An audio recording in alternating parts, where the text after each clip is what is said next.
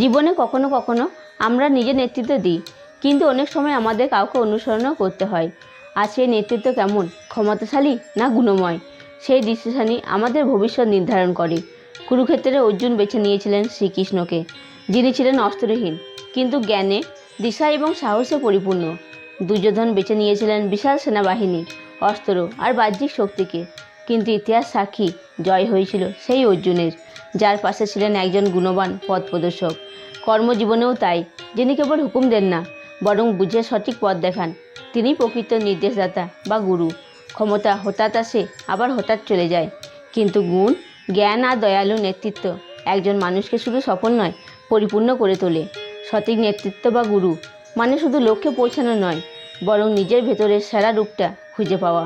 তাই আসুন আর সবাই মিলে ভালোবেসে আমার সঙ্গে বলুন জয় শ্রীকৃষ্ণ। ভালো লাগলে একটা কমেন্ট করে জানাবেন। আপনার প্রতিক্রিয়া আমাদের অনুপ্রেরণা দেয়। আর এমন হৃদয় ছুঁয়ে যাওয়া কন্টেন্ট পেতে ফেসবুক থেকে দেখলে ফলো ও শেয়ার করে পাশে থাকবেন, আর ইউটিউব থেকে দেখলে সাবস্ক্রাইব করতে ভুলবেন না।